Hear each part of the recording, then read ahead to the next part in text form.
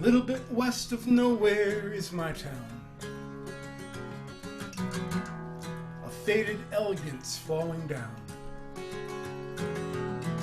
Somewhere lost between the cracks, the world rushed through this place. I hope it never comes back. Politicians said put your doubts aside, but spin is just another word for lie. They took this land, betrayed our trust, ground all our dreams away, left us tears and dust. So I started one September night. Sometimes you just do what you feel is right, with a shovel and some seedlings from a friend, and a will to try and make some kind of amends. I plant for you, I plant for thee, I plant a prayer of hope with each and every tree, all for a world I'll never see. In the evenings you can find me planting trees.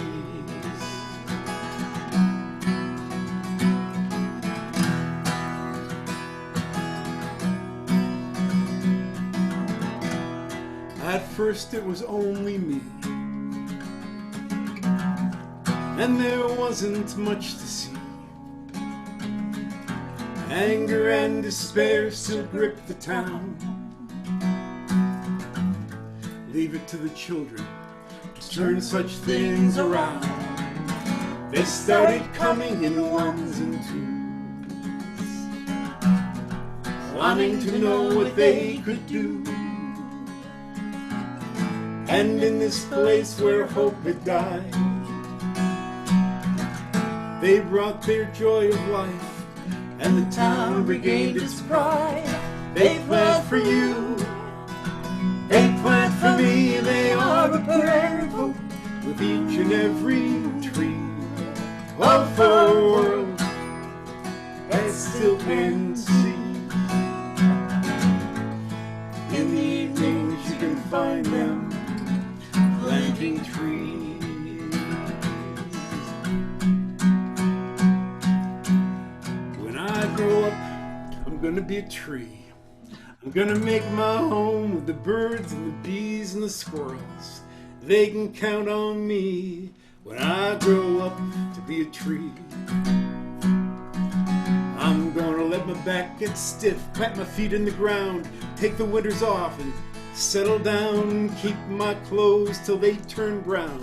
When I grow up, I'm gonna settle down, and I'm gonna reach, I'm gonna reach, I'm gonna reach for the sky. I'm gonna reach, I'm gonna reach, I'm gonna reach till I know why. When spring comes by, I'm gonna get real green. When the dogs come by, I'm gonna get real mean. On windy days, I'll bend and lean. When I grow up, I'm gonna get real green. If I should fall in storm or slumber, please don't turn me into lumber. I'd rather be a Louisville slugger, swinging for the seats. I'm gonna reach, I'm gonna reach, I'm gonna reach for the sky. I'm gonna reach, I'm gonna reach, I'm gonna reach till I know why. And sometimes I walk to start my day and watch the morning shadows play. Like tiny hands they reach and weave, and so the earth gives thanks, and I find that's all I need. We plant for you, we plant plant for me, we plant a parade of hope with each and every tree. All for a world that still can be. In the evenings you can find us planting trees. We plant for you, we plant for me, we plant a parade of hope with each and every tree. All for a world that still can be. In the evenings you can join us planting trees. And I'm gonna reach, I'm gonna reach, I'm gonna reach, and I'll know why I'm gonna reach.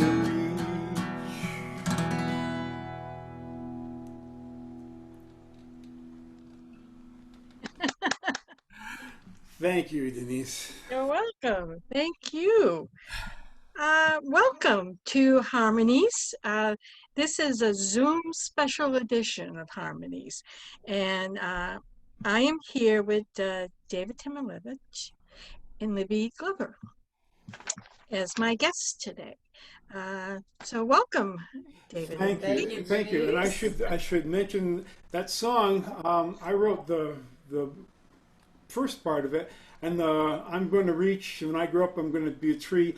Is by the great John Gorka, and he it just seemed to fit, and he said, "Great, go ahead and do it that way." So that's how we've been doing it.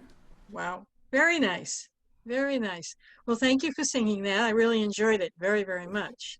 Well, it seemed timely, and it kind of goes with our theme here, the defiantly hopeful. Mm-hmm. Yes. Yes. Okay. So David, I'm going to start with you. You have been touring, can I say, for over 40 years? This is the 46th year. Okay, 46 years, with both Libby and Michael. Can you tell us what the road is like for you? What's it like being on the road? What is it like to travel all over the country? Well, you know, we just did our first show, first and only show of the summer. The last live show we did was in February. Mm-hmm. And last Friday we were up north in the town called Baldwin, Michigan, and they had it's a historical museum, and they have a boat barn, and they opened the doors of the boat barn out to the parking lot, and people were spaced out in the parking lot, looking like bandits. They all had their masks and dark glasses and hats on, and then all around them were people in cars, and so you finished the song, and everybody honked. So we had a horn section. Oh, A horn section. that's wonderful. That was yes, that was the first time in 7,000 shows we ever experienced that. And, but you know, in the days of touring, Yes. I really like. I'm finding that both of us are finding that having the Zoom format is it's not like being out there live, but it allows you to interact, to see people, and as Don White said, you know, you let them be part of something. They're just not a consumer. It's a community, and Yes. we're seeing in our Zoom concerts, we're seeing people who have been fans for 45 years Wow. that we didn't get to see, because it's very hard. Touring is very hard. It's a lot of miles. There's not much money in it. It's very rewarding to, you know, See the people, the communities, Right. the volunteers, the venues, friends. Yep. I mean, last summer was Libby's first trip to New England and her first lobster roll. So that was you know, it was great. So it's so wonderful to be able to tour and go to all these places and meet new people and see new things and shop in new antique stores. Oh yeah. Yeah. I have to say that one interesting part of this Zoom experience is that the Rochester, New York audience Hmm. in a Zoom concert is actually sitting with the Columbus, Ohio people in the same room, and it's for a second you go, oh wait, oh wait, Hmm. and it's so unifying. One, David writes a song about Mindy, the highway worker, Hmm. 25 years ago. She Right. comes to the Zoom show. We see that there's Wow. Mindy, 70 people in the room. Mindy? You mean Mindy? And they were so excited that Mindy was there and that there was a real Yeah. Mindy, and they're invested to Hmm. see David, the fruit of these songs, these great songs that David has written, and Michael also, what they have written, to come to this, it's just the most amazing thing. Don't you think it is? It's just It really is. crazy amazing. We had It somebody is. from England the other day who's using our volunteer song, and she zoomed in, and yeah, we got to introduce her to everybody, and she was talking about what she was doing with people who are in need of food over there, Hmm. and she has a volunteer corps and was going to use the volunteer song to to do something special for them.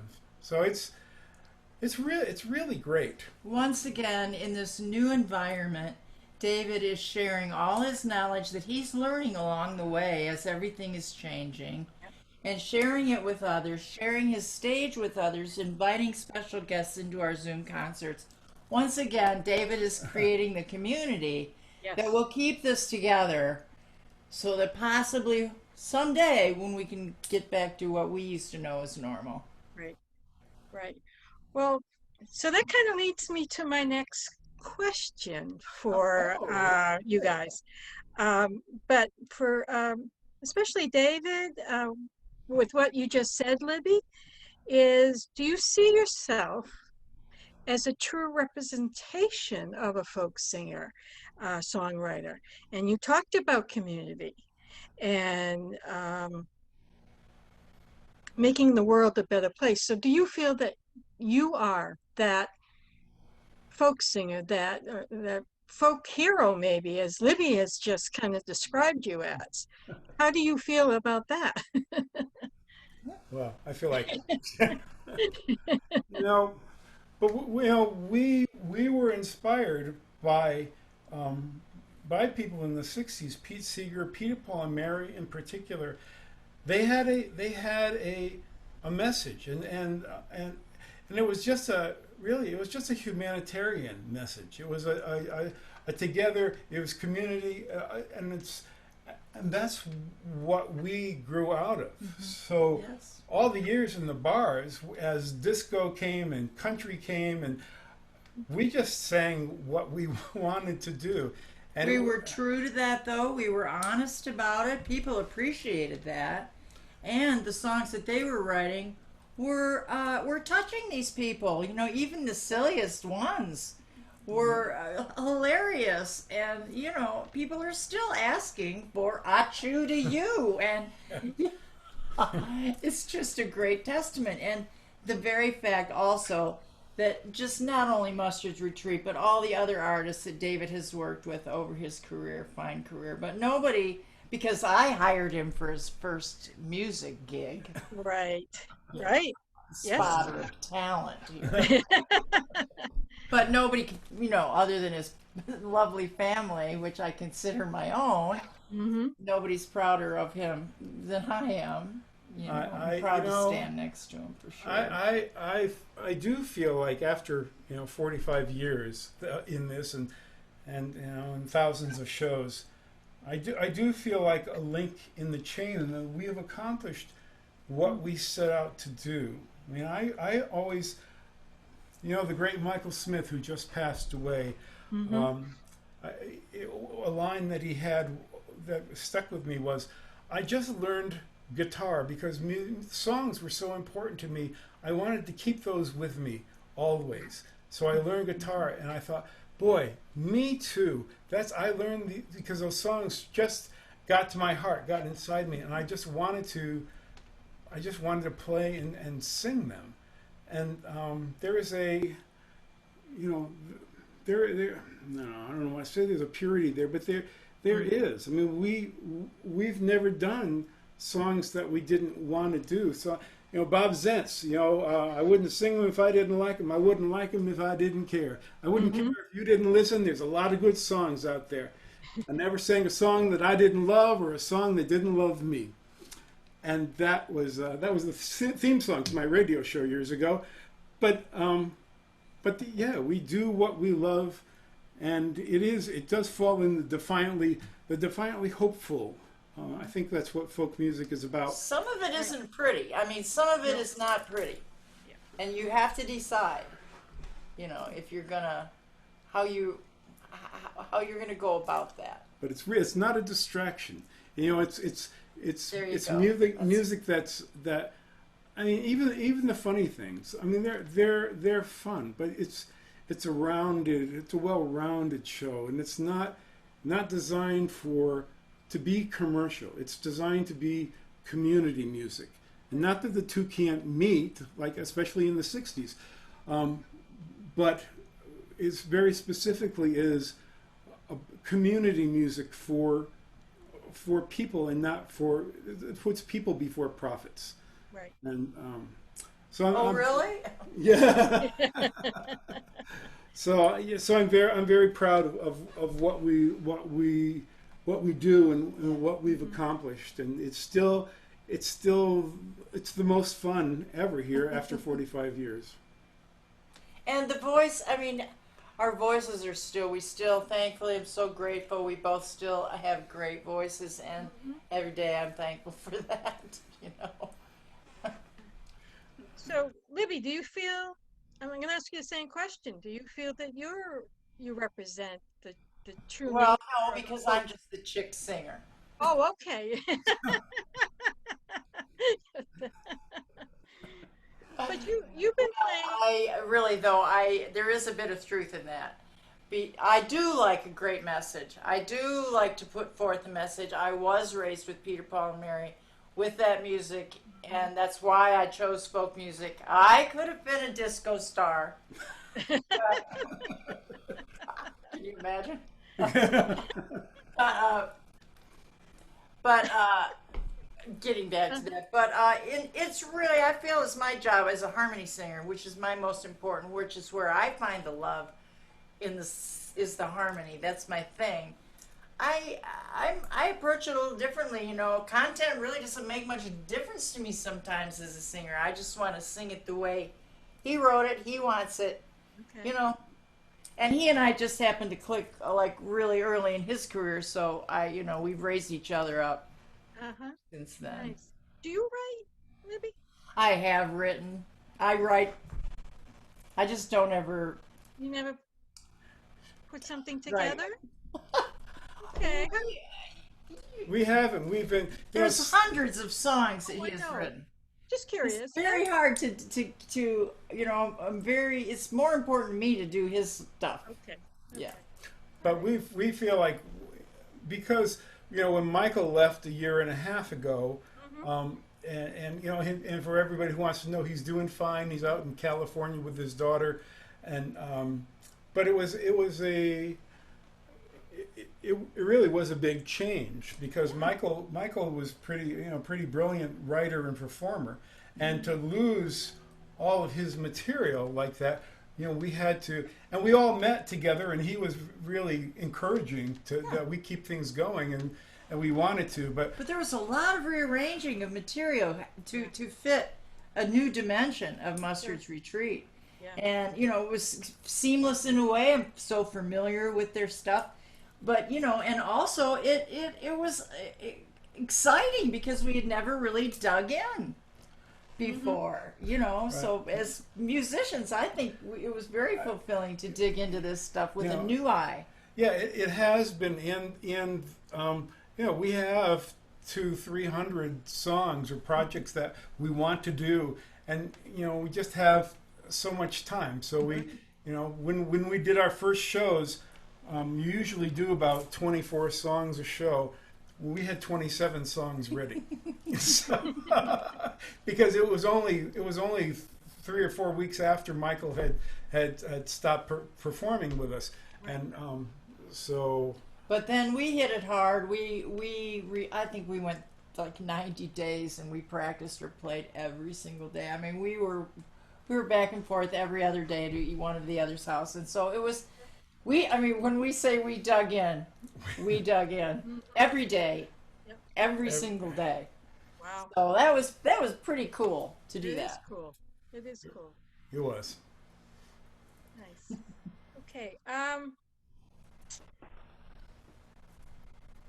guess my other question is how have you seen the changes from the 60s when you were playing in the 60s to now in the evolution of folk music? Well, there was I think there was a break in probably the 80s where Okay. it was not in schools anymore. And so the younger generation did not. I mean, we learned in clubs. We learned from folk music was popular music then. So We had songbooks in our schools. We were singing "This Land Is Your Land" in our schools in the 50s. yeah, and Peter, Paul, and Mary, and Dylan, and these songwriters. That was what our fare was. But in the 80s, it was not in the schools anymore, and there was almost like a break in the chain, So Passing it down to the younger ones, I feel is the biggest challenge that I face as a performer now in trying to grab new meat, I call it, into the business. But the younger people have found their own way, and they've found a way into the tradition, and there are so many great singer-songwriters, and I think that once the Folk Alliance is a international organization to support folk music, and we founded it in 1989, and as we had the first few conventions and people were coming, they didn't know each other, and a lot of people are still influenced by, we're influenced by MTV, the smoke and mirrors of the music business, Right. And this is not that. This is community and cooperation and music for the love of it, and I think the younger generation, I think a lot of them realize it. They're a lot of them are really good, and they do this for the love of the music, not looking to get rich and famous. I mean, there's if you put rich and famous as your first goal, then you're really not a community player. But if music and community and audience is first, that changes the dynamic. And now with the internet, I mean, there's the biggest thing that's happened in the world since the 60s, computers and the internet. It levels the playing field. Right. Like this TV show, this is going to be available to the world, Right. and it's like that's so exciting because you can do something and you can do it in your home, and people around the world can find it. Right. And so there's a chance for real quality stuff. I mean, like I said, touring is incredibly hard, and it's expensive, and But even the instruments, the ukulele craze, oh, I love that. Oh, the kids are picking up. Kids should be issued one at birth, like a social security number in my book. And so here we got ukes now, and now they're playing banjos. They got these cajon drums, percussion is in. I'm loving the whole spirit of it. I really am. Yes, it really is great, and it's nice to be able. It's nice for us to still be doing it. Even though we played Falcon Ridge last year, and at one point I turned to Libby and I said, "Are we the oldest people here? Oldest performers?" And no, we were not. But It was close. But I was just about. I think I was the third oldest, and having kind of grown up with that festival, Yeah, and seeing all the greats that influenced us, and a lot of them are gone now, and so it's still nice to have a place. Right, right. Um,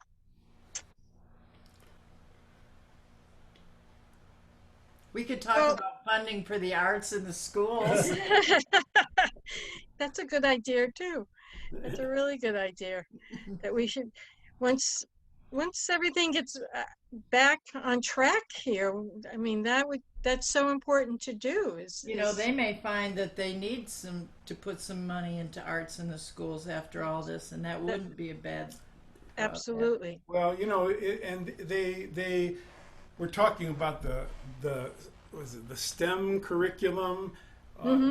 I forget, but now the recognition is the arts plays such a fundamental role Right. in children's development. Now they're calling it STEAM, Good. Hmm. and they're putting the arts back because it you know it makes such a difference. It does. It does. Hopefully we can start doing that, really getting some funding. Maybe after November 3rd, things can get back to normal. Yes, yes. So, all right. What I when I think what's wonderful is Mustard Retreat is such a constant in the folk scene and how it's worked. We talked about as a duo, as a trio. Um, so how do you keep this chemistry alive between the three of you, the two of you? Total love, You Yeah, adoration. nice. Yeah. It's just, it's just there. We found, when I auditioned for my first show, and Libby was the bartender and had the owner hire me. Mm-hmm. She loved everything. Yeah. She knew a lot of the songs that I was doing because I hadn't written a whole lot of originals yet, and and I and recognized what I liked at the time. I Sure. mean, it was just kismet that Yep. set into the Rathskeller. I mean, it's clear now.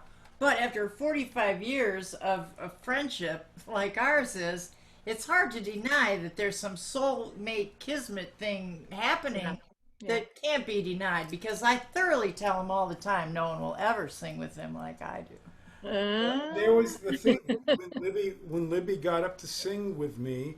Uh-huh. I saw something. I heard Graham Nash talk and recently, a couple of years ago, and he said, he was so successful with the Hollies in England, but he gave it all up to come to the United States to find a sound. And he was at Joni Mitchell's house one night, and Stephen Stills and David Crosby were both there. They'd never met, and they did a song, and suddenly there was the sound. It's just like Peter, Paul, and Mary. They got together at Mary's apartment, and they sang "Mary Had a Little Lamb" because it was the only song that they knew.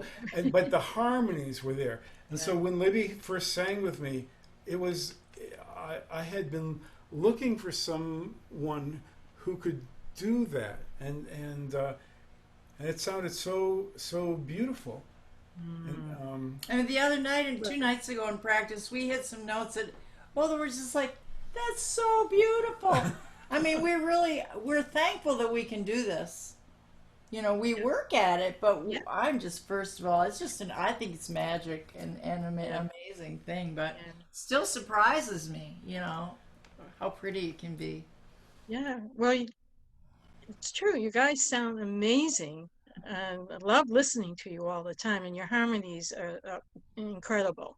Incredible. her harmonies are incredible. Your material. I just sing, and she does the harmonies. Okay.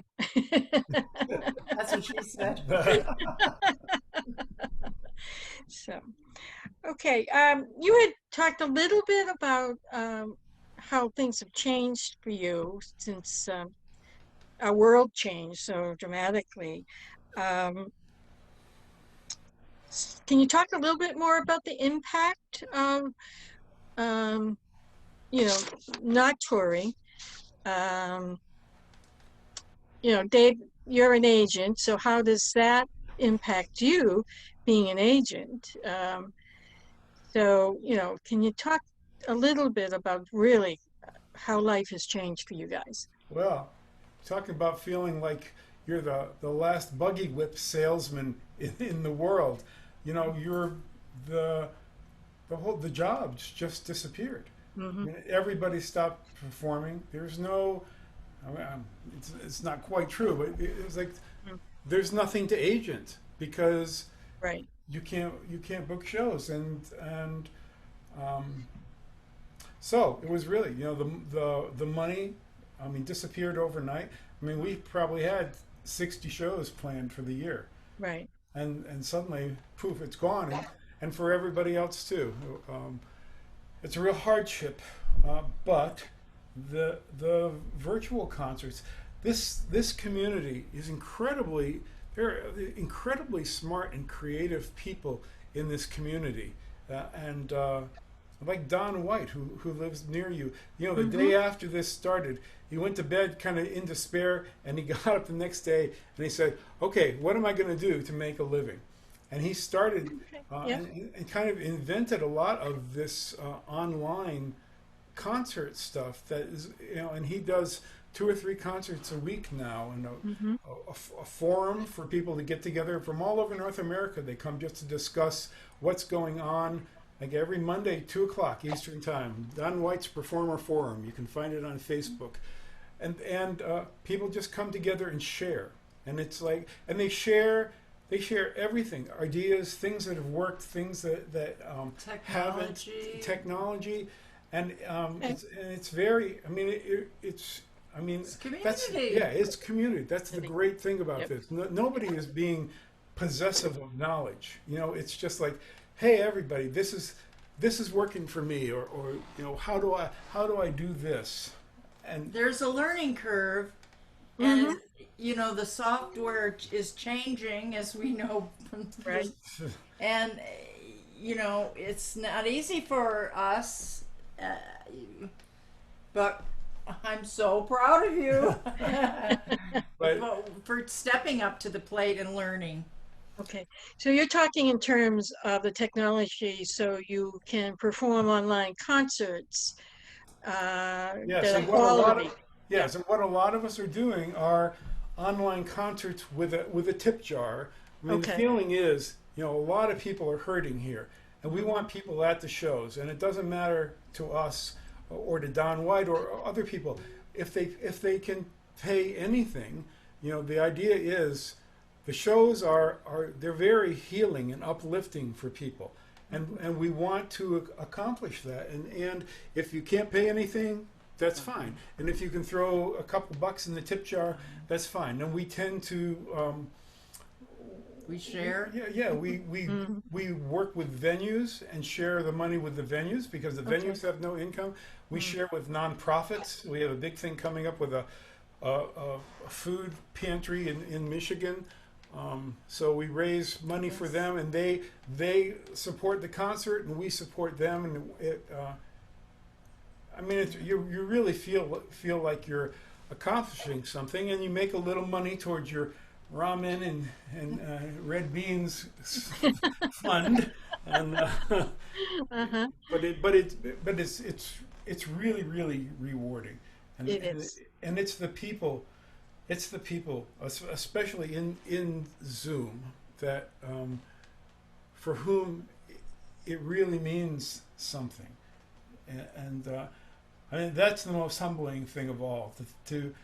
To think, for me, I remember when I was first going to in high school, going to coffee houses, and the music just so moving me, and to think that that we've lived a life and that we can do this for people, and it makes a difference.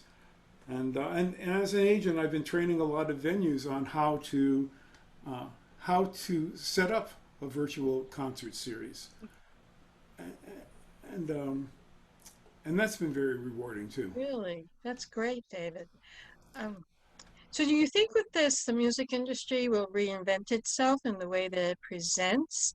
I mean, when we get back to whatever, I mean, I'm hoping that we have live music. But do you think people will continue the Zoom? Uh, Yes, okay, absolutely.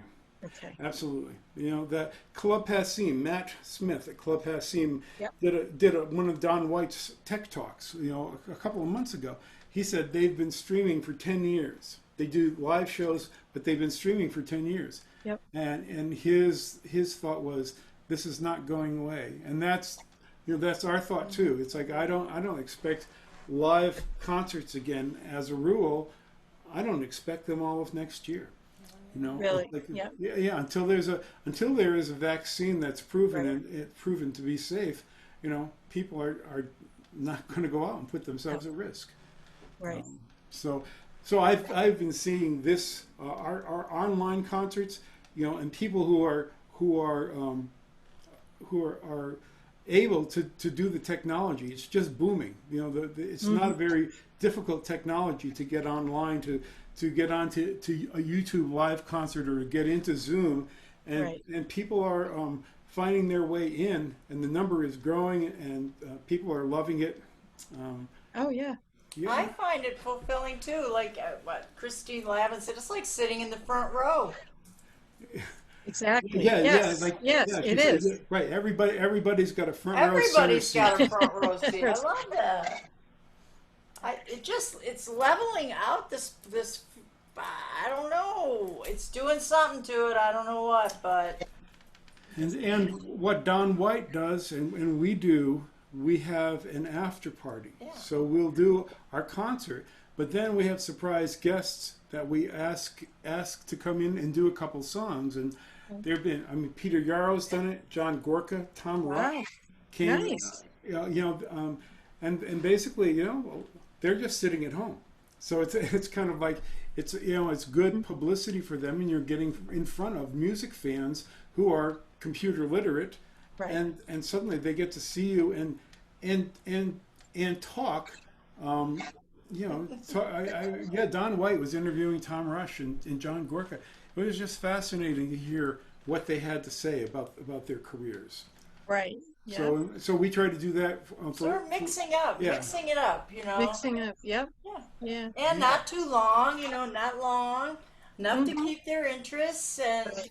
and they're very receptive to the whole thing.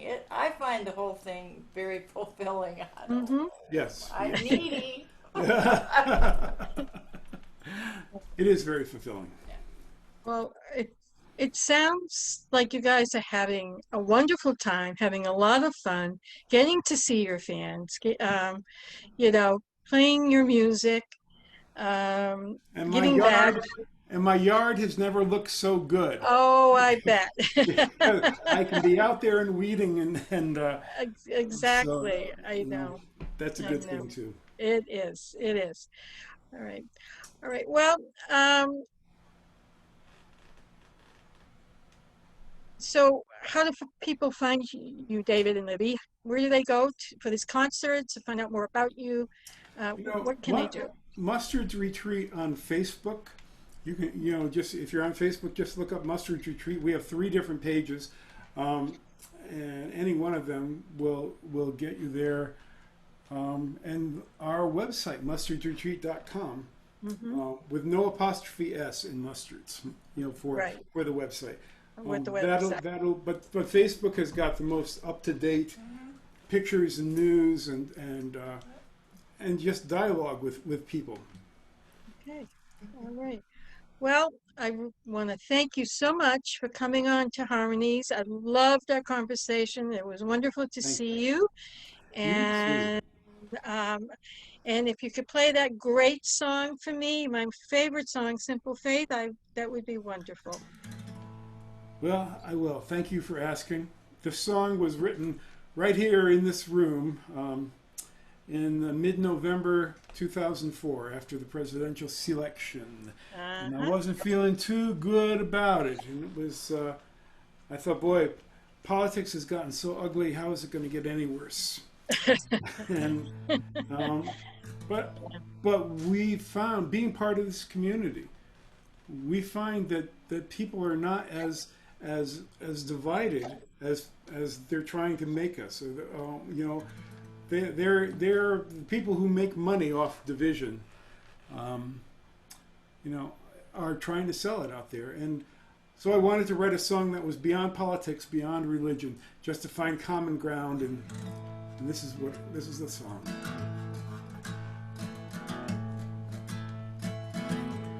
Ours is a simple faith. Life is a short embrace. Heaven is in this place every day.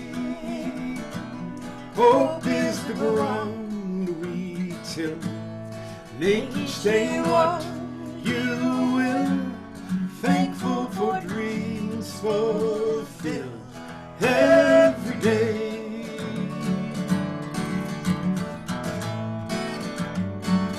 No room in this heart for fear. No judgment day drawing near. Trust that inner voice you hear every day. Life's not a goal or race. It's about heart and faith and living a life of grace every day. Ours is a simple faith. Life is a short embrace. Heaven is in this place every day. Hope is the ground we till. Make each day what you will. Thankful for dreams fulfilled every day.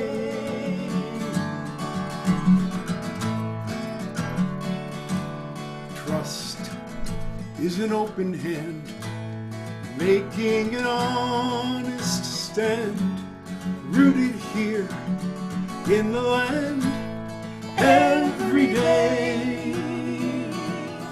Live in the mystery, seeking the harmony here between you and me every day. Ours is a simple faith. Life is a short embrace. Heaven is in this place every day. Hope is the ground we till. Make each day what you will. Thankful for dreams fulfilled every day. Let's sing it again. Ours is a simple faith. Life is a short embrace. Heaven is in this place every day. Hope is the ground we till.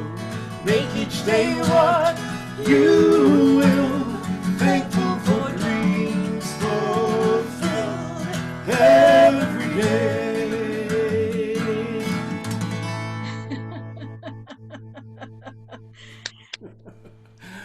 Oh, Thank you, you so Denise. much. Thank you. What a joy. What a joy to see you again. Wonderful. Even though there's all these miles between us. I know. Thank you. To you as well.